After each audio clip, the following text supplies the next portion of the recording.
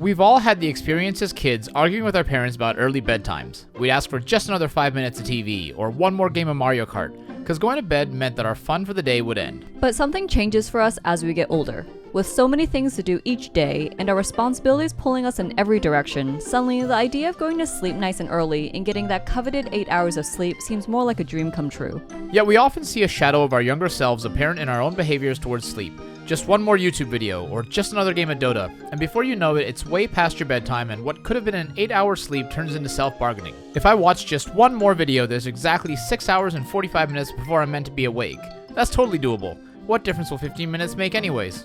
With such limited free time and with so many things to do, it's a very contradictory thought process that we often find ourselves trapped in.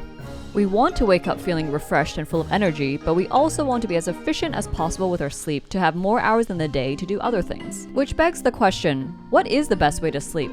Is there a way to get everything we need to get done or to enjoy evenings to the maximum while still getting adequate and good quality rest? This is a question that we think about a lot. So today we want to talk about sleep, why it never feels like we get enough, and the things that we do to maximize the quality and amount of sleep that we get.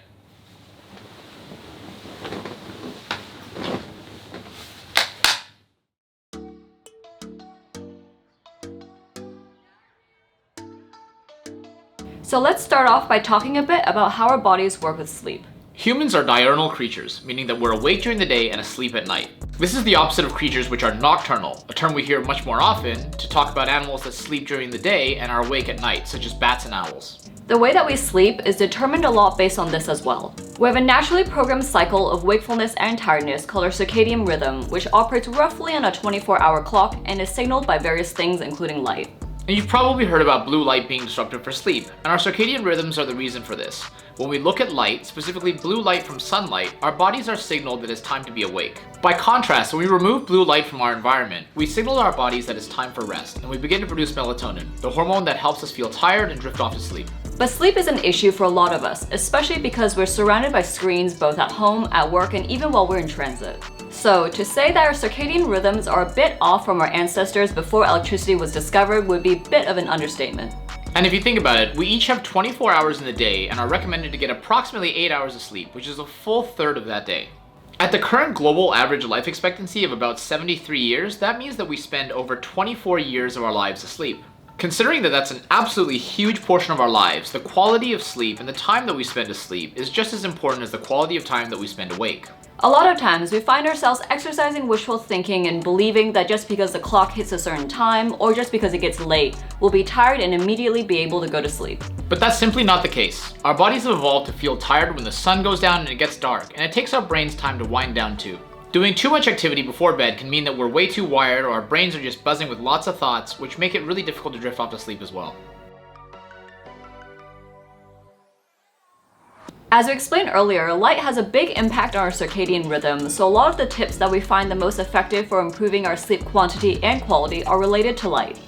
And on that note, good sleep hygiene actually starts in the morning, not just at night. Since blue light makes us feel awake and also lets our brain and our body know that it's time to start the day, getting in a bit of blue light first thing in the morning is essential for helping us start our daily clock. This means that our natural rhythm starts first thing in the morning when we get up, and at night our body knows that it's time to wind down to go to sleep. So for us, we try to keep a consistent habit of getting outside and getting some sun first thing in the morning so that we get that blue light exposure. Or, if time is really tight, we try to stand by our window for at least a couple of minutes in the morning just so that we can signal to our bodies and our brain that we're awake.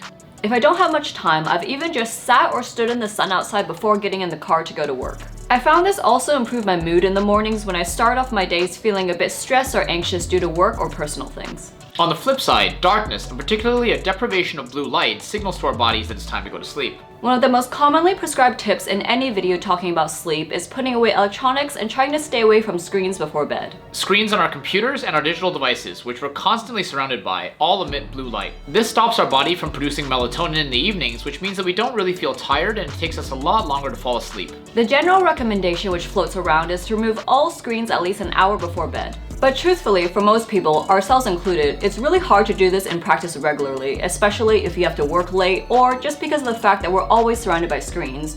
So generally, we try to aim for half an hour before bed if we can instead. And if you're not able to do a full half hour before sleep because you're working late and you want to maximize the amount of sleep that you can actually get, we use software like Flux on our computers or blue light blocking glasses like these, which help.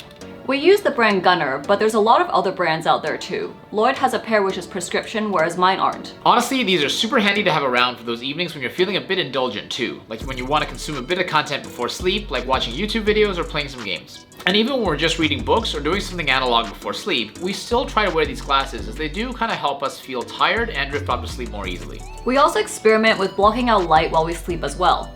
Lloyd uses a blackout mask to ensure that no light disturbs him while he sleeps, but if you don't like having something on your face while you sleep, you can opt for blackout curtains instead. Another thing alongside light, which is super important to sleep quality, is temperature. Our bodies actually drop our core temperature by about 1 degree Celsius or 2 to 3 degrees Fahrenheit to fall asleep and stay asleep. It's also a lot easier to fall asleep when the bedroom is cooler, so we aim for a bedroom temperature of about 20 degrees Celsius or 68 degrees Fahrenheit as we're getting ready to go to sleep. Now this might sound a little woo-woo or strange, but if you want more details as to the science behind all of this, we recommend checking out Matthew Walker's book, Why We Sleep, which really changed the way that we look at sleep and our sleep hygiene. We'll also add some links in the description down below to some podcasts that have really helped us build our framework for better sleep. Keeping the bedroom cool is particularly important if you live in places with a warmer climate like Hong Kong, but it's also relevant to people who sleep with a heater on full blast in colder places. There are various ways in which you can cool down your room while you sleep, for instance, by opening the window, turning on the AC, or using a mattress cooling pad. For us, during the spring and summer months in Hong Kong, we usually keep the AC on in our bedroom, but we just keep it on a colder setting and on low fan. Now it's important to note that if you share a bed or a bedroom with someone else, you might have slightly different temperature preferences. For example, between us, Emily tends to actually heat up during sleep, and when she's fallen asleep, she actually radiates quite a lot of heat. So this year, we saved up for and invested in a mattress cooling pad, which can change the temperature setting for either side of the bed. On top of just cooling down the environment in which we sleep, we also make sure that our bodies are cooled down so that we're ready for sleep before bed. We both used to be people who liked working out in the evenings, but have since switched to training first thing in the morning most of the time. There are two reasons why we made this change. Firstly, exercising in the evening can raise our body's core temperature, which makes it harder to drift off to sleep.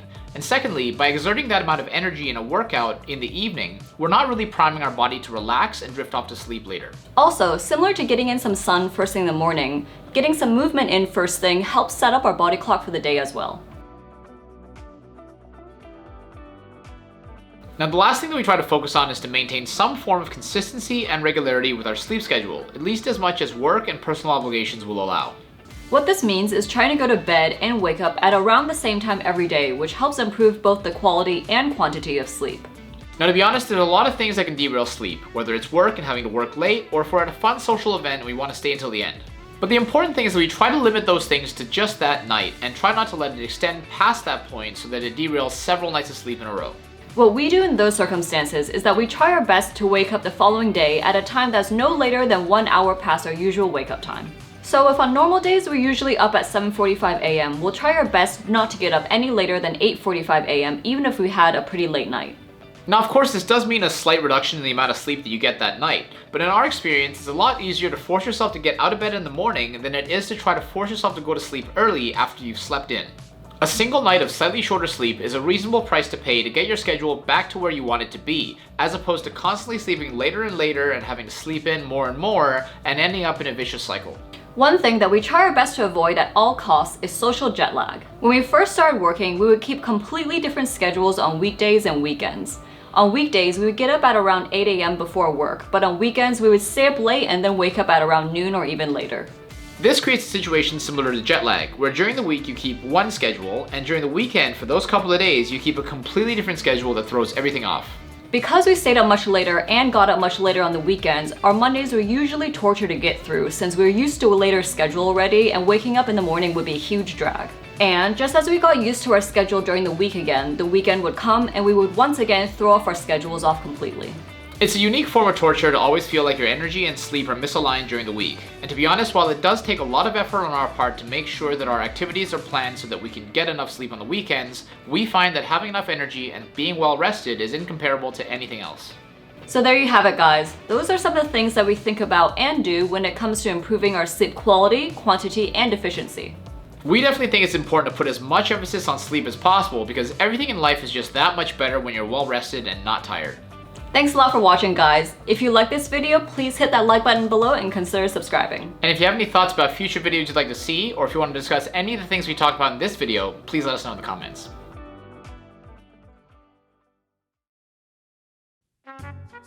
Considering that that's an absolutely massive portion of the time that we spend alive. Oh, time we spend alive. Oof. That's kind of weird. That's a weird way to say it. Time we spend alive. Well, the time we spend dead is much longer. That's factually true. Actually true. Alright. Our bodies drop our core temperature by about 1 degree Celsius or 2 to 3 degrees Fahrenheit to fall and maintain a sleep. Oh, fall and maintain, that doesn't make sense. Fall and stay asleep, okay. Sorry, it's the maintain a sleep. Shut up. I call it that. Call it that from now on. Thanks a lot for watching, guys. If you like this video, please hit that like button below and consider subscribing. And if you have any thoughts about the thing, oh, so bad. Without fail, we f*** it up every time. single time.